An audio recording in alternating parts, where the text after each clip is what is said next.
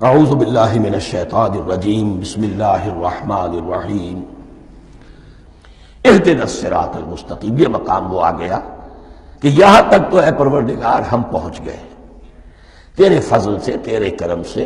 فطرت سلیمہ بھی تیری عطا کردہ تھی، عقل سلیم بھی تیری ودیعت کردہ تھی، ان دونوں کی روشنی سے ہم یہاں تک تو پہنچ گئے۔ اب ہماری جو ضرورت ہے، احتیاج ہے، وہ کیا ہے؟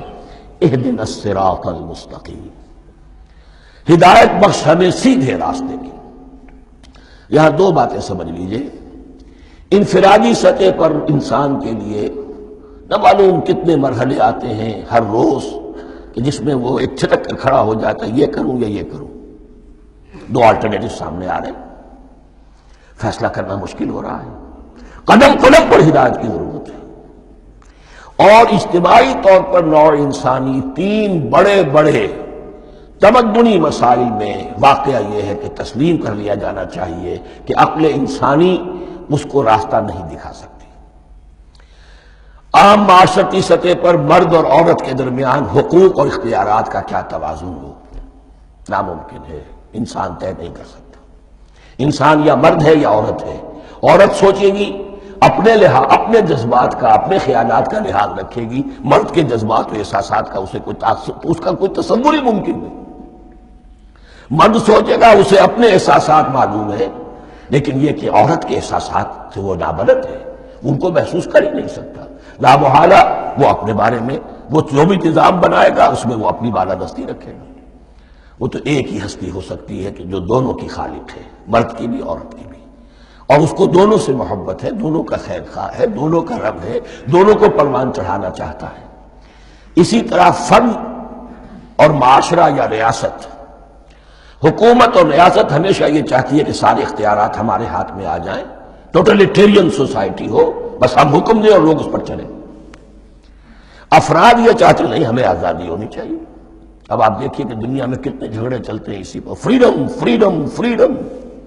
وہ فریڈم واقعتاً اپنی جگہ پر ایک شے ہے، افراد کی آزادی ہونی چاہیے، لیکن افراد کی آزادی اتنی نہ ہو جائے کہ وہ مادر پدر آزاد ہو جائے، کوئی قانون، کوئی قاعدہ، کوئی اخلاقی، کوئی حدود اور قیود جو ہے ان کا پابند نہ رہے۔ تو اب کہاں ہے وہ نقطہ اعتدال کہ جس میں انسان کی انفرادی آزادی، انفرادی اختیار اور ادھر اجتماعی مصلحتیں جو ہیں ان کو بیلنس کیا جا سکے؟ انسان طے نہیں کر سکتا، صرف اللہ ہی اس کے لیے نظام دے سکتا ہے۔ تیسرا مسئلہ ہے سرمایہ اور محنت، اس میں کیا توازن ہو؟ سرمایہ اور محنت دونوں مل کر کچھ بنا رہے ہیں، کچھ پروڈیوس کر رہے ہیں۔ اب اس میں نفع جو ہوا ہے اس میں سرمایہ کا کتنا حصہ ہونا چاہیے اور لیبر کا کتنا ہونا چاہیے، کون طے کر سکتا؟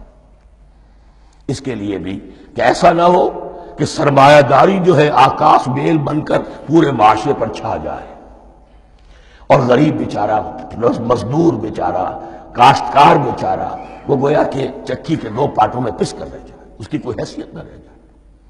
لیکن یہ کہ دوسری طرف اگر یہ کہ مزدور کا جو حق ہے اس سے زیادہ اس کو دے دیا جائے تو سرمایہ جو ہے وہ سکڑ جائے گا، شائی ہو جائے گا، وہ پھر میدان میں نہیں آئے گا۔ کیا کیا جائے؟ کون سا نقطہ عدل و اعتدال ہے؟ یہ تین مسائل ایسے ہیں، اہدنا الصراط المستقیم۔ تو یوں سمجھیے کہ ایک جو بنیادی ہدایت تھی، ایک اللہ کو پہچان لینا، یہ جان لینا کہ کل حسن و جمال اور تمام انعام و اکرام کا منبع اس کی ذات ہے، وہ رحمان ہے اور رحیم ہے، اور یہ جان لینا کہ مرنے کے بعد جی اٹھنا ہے، حساب کتاب ہے، فیصلہ ہوگا جزا و سزا کا، اور مختار مطلق اس دن کا اللہ ہے۔ پھر یہ عہد کر لینا ایاک نعبد و ایاک نستعین۔ اس کے بعد دعا، پروردگار ہمیں ہدایت پر قائم رکھ، ہماری ہدایت میں اضافہ فرما۔ اس ہدایت کے لفظ کو سمجھ لیجئے، بنیادی ہدایت، تفصیلی ہدایت، قدم قدم پر ہدایت، ہدایت پر ہدایت۔ والذین اہتدوا زادہم ہدی، جو لوگ ہدایت کے راستے پر آتے ہیں اللہ ان کی ہدایت میں اضافہ کرتا ہے۔ تو یہ قدم قدم پر ہمیں ہدایت کی ضرورت ہے اور مرحلہ وار ضرورت ہے۔ ہدایت اس کو بھی کہتے ہیں کہ کسی نے آپ سے کوئی پتہ پوچھا، آپ نے کہا ادھر جانا، پھر دوسری گلی میں مڑنا، پھر جانا دو تین لائٹیں چلے جانا، پھر مڑنا، وغیرہ وغیرہ، یہ بھی ہدایت ہے، نظری طور پر آپ نے بتایا ہے۔ ایک ہدایت یہ ہوئی کہ بھائی میں چلتا ہوں آپ کے ساتھ، میں آپ کو وہاں تک پہنچا دوں گا تاکہ آپ کو دقت نہ ہو. آپ نے منزل تک پہنچا دیا. ان دونوں کے درمیان، یہ تو میں نے ایک فرد کی مثال دی ہے، اللہ اور بندے کے درمیان نہ معلوم کتنے مراحل ہیں ہدایت کے.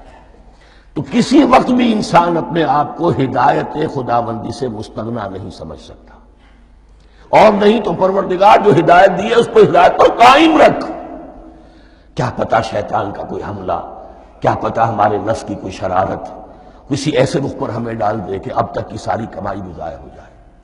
لہذا یہ نہ سمجھیے کہ جب یہ ساری چیزیں ان کو معلوم تھی، ان چیزوں کا تو اقرار کر رہے تو اب ہدایت کون سی مانگ رہے ہیں. تو ہدایت کا تو بڑا میدان کھلا ہوا ہے، اور اس ہدایت کی وہ جو میں نے آخری شکل آپ کو بتائی ہے کہ منزل مقصود تک پہنچا دے، یہ ہدایت بھی قرآن مجید میں اس معنی میں بھی لفظ آیا ہے کہ اہل جنت جب جنت میں داخل ہوں گے تو جو ترانہ حمد ان کی زبان پر اس وقت ہوگا وہ کیا ہے؟ الحمدللہ الذی ہدانا لہذا وما کنا لنہتدی لولا ان ہدانا اللہ.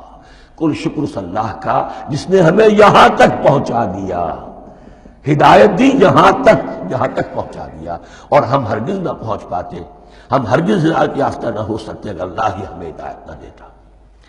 اہدنا الصراط المستقیم، سیدھا راستہ. صدق اللہ العظیم.